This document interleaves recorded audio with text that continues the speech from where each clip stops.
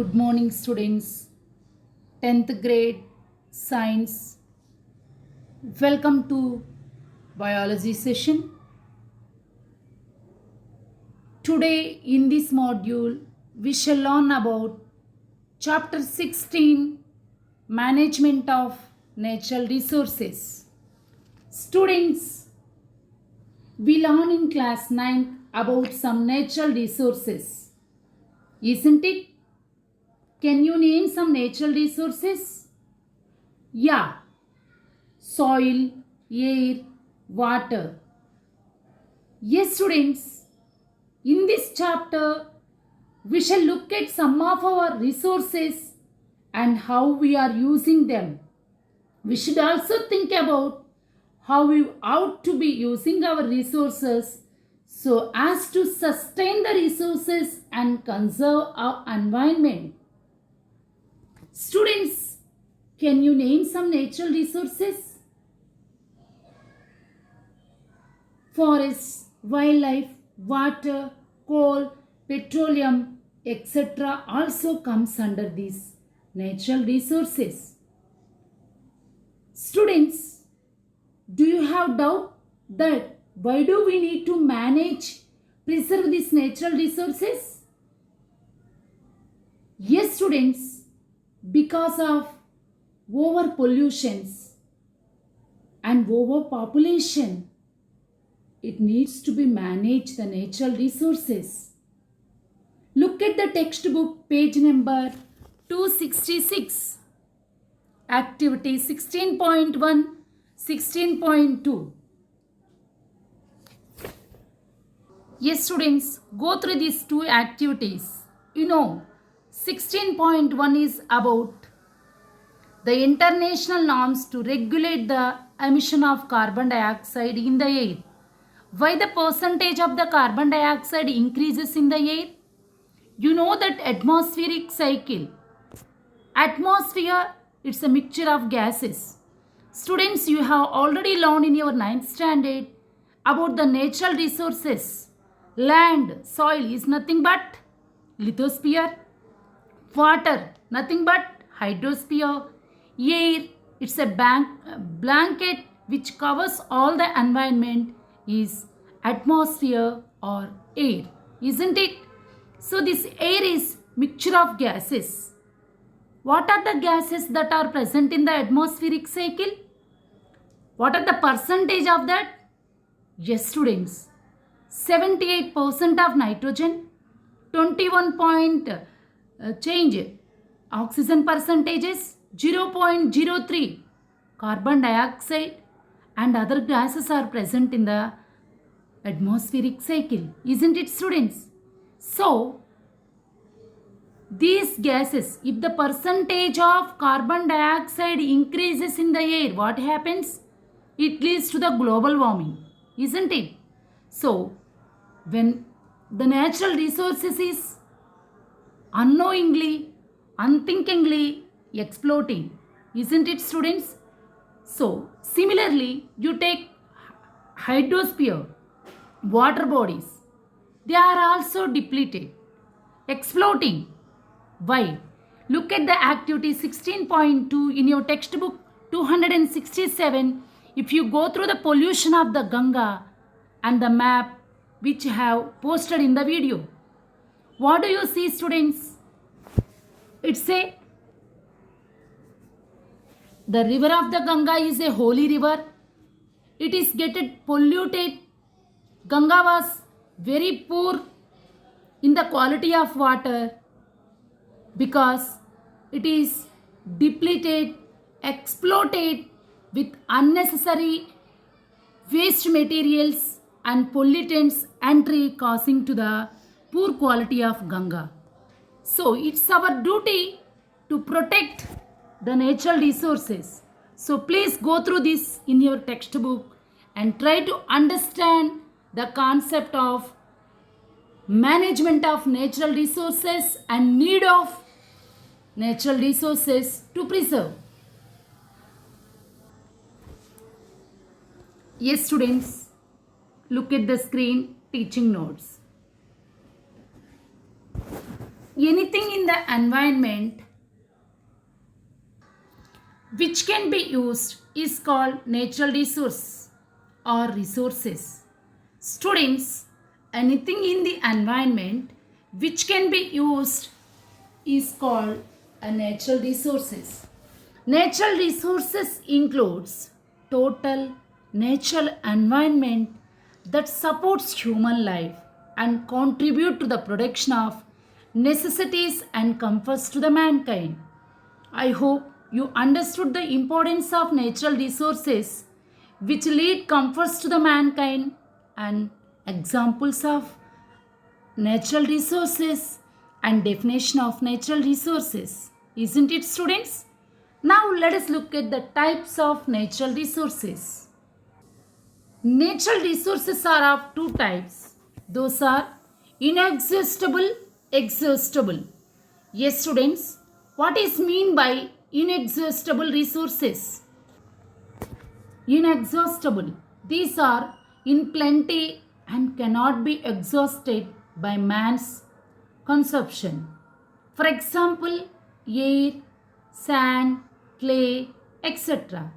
It gets affected by the overpopulation of mankind. Now, exhaustible. These are limited and cannot be exhausted over a period of time. For example, coal, petroleum. Is it clear, students? Yes, students. Now look at the management of natural resources. A system of controlling the use of natural resources in such a way as to avoid their wastage and to use them in the most effective ways is called management of natural resources. Is it clear, students? Yeah. Yes, students. What is the need of management of natural resources? Can you tell me the reasons? We need to manage our natural resources because of the following reasons. First point, the resources of the earth are limited and population is increasing rapidly. The proper management can ensure that the natural resources are used judiciously so that they fulfill the needs of present generation and also last for the generations to come. Look at the second point, students, very important. The proper management can ensure equitable distribution of natural resources so that all the people can benefit from the development of these resources. So, there is a need to protect the natural resources, manage the natural resources. Look at the activity 16.3 and 4 in your textbooks. How the natural resources are depicted, you can know by these two activities, students. Students, now look at the sustainable development. What is mean by sustainable management or development? Sustainable means development without damage. Here, management of resources wisely so that they meet current basic human needs while preserving them for the needs of future generations. Very important question, students, here. What changes can you make in your habits to become more environment friendly? Or can you suggest some changes in your school which would make it environment friendly? Or else it can be expected as, what changes could you suggest in your home in order to be environment friendly? Can you say the answer, students? Yeah, we should follow 3R's strategy. Switch off the electrical appliances when not in use. Leaky taps and water pipes should be repaired. Use to separate dustbins to throw biodegradable and non-biodegradable waste. Trees should be planted. And what else can you write as an extra point, students? Can you tell me? We should avoid deforestation, use alternative sources of energy, rainwater harvesting methods should be used. Very, very important question. Students, please go through this. Now, let us see. This is the symbol of sustainable management or development. Is it clear, students? Yeah. Now let us see 3 R's to save the environment. First of all, look at the symbol, students. Reduce, reuse, recycle. First, reuse, reduce, recycle. Is it clear, Nana? Yeah. Yes, students, look at the teaching notes. Reduce. It means use less, save the resources by not wasting them. For example, switching off unnecessary lights, as I told you just now in the sustainable management, and fans, repairing leaky taps, not wasting food. Is it clear? Recycle. Segregate the waste that can be recycled and used to make required things. For example, plastic, glass, metal items can be recycled instead of extracting new ones. Students, very important question here. Reuse. Okay, look at the reuse.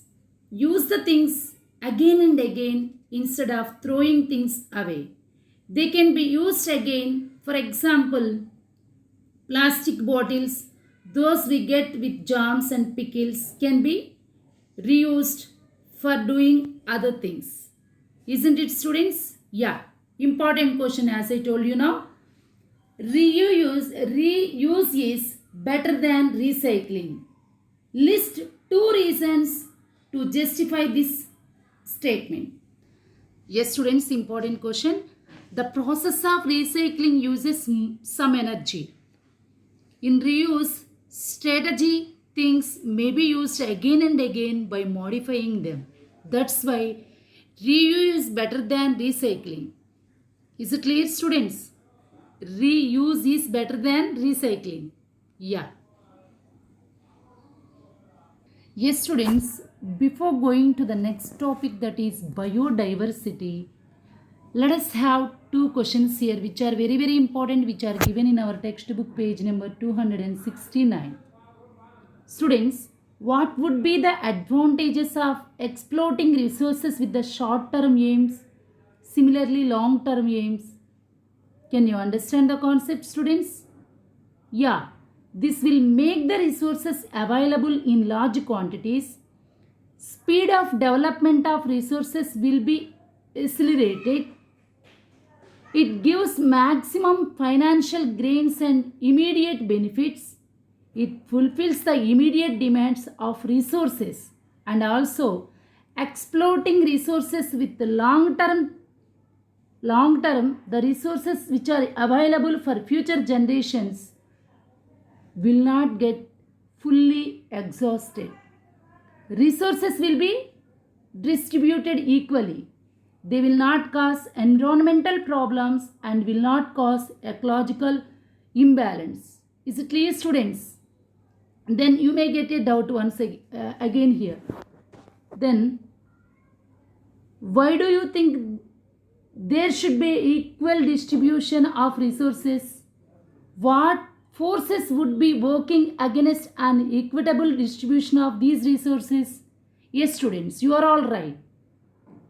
Equitable distribution of these resources is essential so that all the people get benefit from the resources. The forces working against an equitable distribution of resources are mainly 2. One is powerful, rich industrialists and politicians who are having vested interest. Is it clear, students? Only 2. Powerful, rich industrialists by developing the constructing the big industries, and politicians. Only these two are the reasons that to distribute these resources equally. Is it clear? Yes, students. Now let us move with the biodiversity. Bio